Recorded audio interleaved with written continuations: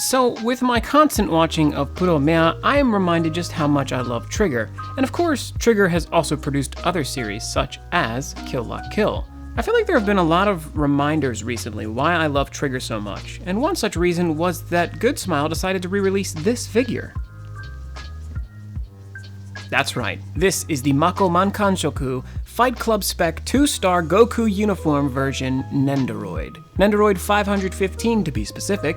Now, I found out that this one was a bit rare from a friend of mine who also does figure reviews. It would seem for a while her value had spiked, and it seemed hopeless to get her for under $100. But then suddenly, for one of these digital online conventions this summer, Good Smile decided to re-release these for Anime-Expo Lite.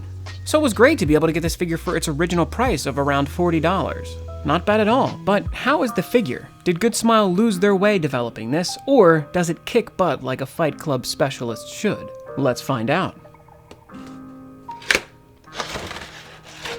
Included are some instructions, which of course list the accessories, as well as how they work with the figure. But most importantly is one of the top waifu of Kill La Kill herself, Mako. There's quite a bit here, so let's begin. So then, right out of the packaging, I will say that she is an absolute joy to look at and play with even. The figure feels really good in hand. It's a pretty high quality nendoroid, I would say, because compared to some of the others, well, she just feels like she's made out of higher quality material. I especially like to see that because sometimes the quality control can be a bit flighty with nendoroids. Though this could be the fact that she is a reprint. Maybe because she was made now, she is in so much better quality because they've upped their production so much since then. But I don't know, I could be wrong. I don't have the original one to compare with. But either way, this one here looks spectacular. She looks incredibly show accurate, and this is everybody's favorite Mako moment, so I don't see why they never made this Figma accessory pack for her, but maybe they'll do that in time. And for the record, she's just over 4 inches with her hat on. With the hat off, she's just under 4 inches, but either way, this is standard nendoroid size. And since we're officially into it, let me tell you the first complaint I have with this figure, and that's going to be with this accessory plugged into her mouth. This is of course the cliche sort of piece of straw that the bad boy would have hanging out of its mouth.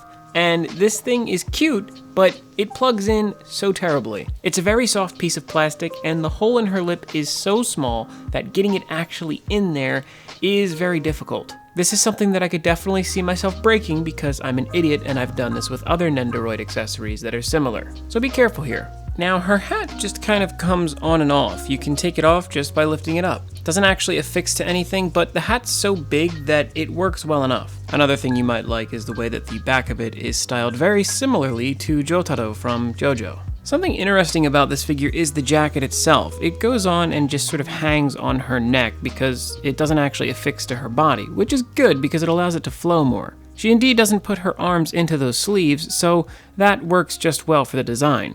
One thing I will say is that there's hinges in it, and these are interesting because they allow it to open and close and create more flow for the piece. I'm surprised at how well this works, and I do actually like it because, well, it allows for a very free form, and since it's dark colors, it doesn't really look too bad. The creases aren't easy to notice, so that's really important with something like this, and I gotta say, it blends well. And as you can see inside of her jacket, there are all of her little tools of destruction as well, so that is a great little detail. But let's look at her feet, because those tiny little stubs are actually fitted with these cute sandals, which are similarly spiky and sort of menacing. We trace her legs up and find her white pantsu, which are plain, and this neat little adornment on the front of her. The gold rim of the jacket looks great here. And yeah, I don't know, there's really just not much that I'm disliking so far. The design's really what you're in this for, because that Fight Club Mako is just so iconic. This could probably double as a regular Mako as well. There's very few things separating her from regular Mako besides this bracelet, that little adornment on the front of her skirt, as well as those sandals. So if you have the regular Mako, I guess this would just add some fun accessories for her. And we'll get into her accessories in just a moment, but let's go over articulation. It's pretty standard articulation for a nendoroid. You can make her arms go up and down, as well as swivel them at where they connect. Her head is going up and down and side to side just as well. She does have a waist joint, which is a peg, so she can swivel that side to side, do a little dance here. Her legs are on those little ball peg joints as well, which allow them to go in and out if you can properly bend them. And of course, they can also swivel. And that's all fine. But, of course, her jacket has these flaps which can go in and out, And the sleeves of the jacket can go up and down, but also there's a separate point here where you can actually swivel that around as well. Pretty solid. But since she is a nendoroid, let's get into those accessories because she has quite a few. So like most nendoroids, she comes with some extra arms because, of course, her arms are limited in mobility. And the first thing we're going to look at is these peace sign arms, where you can just plug those right into the edge of her sleeves and that will allow her to do a peace sign. Rather cute. She also comes with these crossed arms as well, which just plug into both of her shoulders, and these are already fitted and folded, so you don't actually have to do anything, they just kind of go on as one solid piece.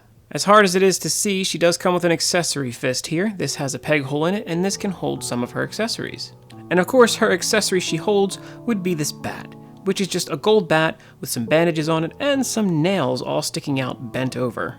This thing is pretty menacing, and realize that when you put this in her hands, you're actually supposed to remove the very bottom piece of it so that it'll just plug right into the top of her hand.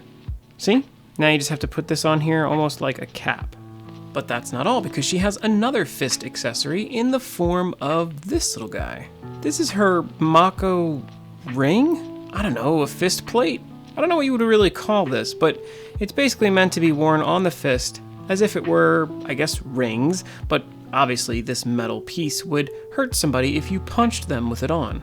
This is great. I love this little accessory here, and it just kind of squeezes onto the front of the fist, so we'll see how well that works in practice. Finally, she comes with these tears, which are pretty crazy. These are meant to emulate those delicious goopy tears of hers from the anime, and they clip onto her neck joint, which then would connect to this sweet little faceplate. Because of course, you can change her face. But that's not all, because for some reason they're obsessed with making Mako cry. And if you really want her to cry, you'll use this piece here. Jeez, this is just insane. This is just meant to push against her eyes and then, of course, balance her on the table or wherever you're displaying her. It's pretty ridiculous. I don't know why they're so obsessed with including crying accessories for her. Her Figma came with them too.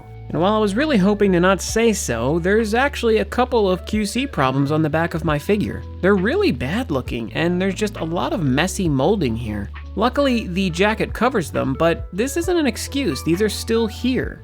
I can overlook them because I'll never see them, but still, this is just bad quality control from a company like Good Smile, which usually does pretty good on this stuff. But that's gonna do it for all the accessories and everything like that, so let's actually get into what I think about the figure. To be completely honest, I really like this figure. There's not too much that I can pick out that I dislike, but let's break it down in a simpler fashion. The strengths are that this figure is incredibly well designed, the price is right at $45, and ultimately it's just a fan favorite character that everybody wanted this version of. It still baffles me that they didn't make a Figma version of the Fight Club, but I'm not going to go on and on about that. What's here is solid, but the cons are that this thing doesn't pose that well, but that's common with nendoroids. I feel like she's missing an accessory that could push her over the edge for me. Ultimately, the crying accessories just don't do it. I get that it was part of the episode and all, but I don't know, I feel like anything would have done better. Even another faceplate where she was maybe making a cocky smirk or something. Ultimately, I think this is really solidly made and designed, and part of that could be because this was a reprint, but I don't know, that theory could be wrong. Obviously, there's over 1,000 nendoroids and this one was 500, so they've had quite a bit of time to refine the process. But still, what's here is incredibly solid and I would recommend it to anybody. All that aside, I do love this and I'm just happy to have a Fight Club Mako figure. So I'm going to give the Mako Mankanshoku Fight Club Edition Nendoroid 2-star Goku uniform a solid 7 out of 10. Like I said, the main problem I have is that she's just missing an accessory that would push her over the edge for me. I get that if you have the other Mako, you could blend those with her, but I'm not going to buy two of the same figure just to have an extra faceplate. But what do you guys think? Is this an awesome figure or what? Because I personally love it. Why don't you comment below and tell me what you thought of it? I'm going to go ahead and link some stuff on screen, which is going to actually include my Figma Mako review, so make sure to check that out if you haven't yet. And of course, if you haven't subscribed yet, what are you waiting for? Subscribe! I'm constantly making new videos. With all of that out of the way, thank you so much for watching, and as always, keep on collecting.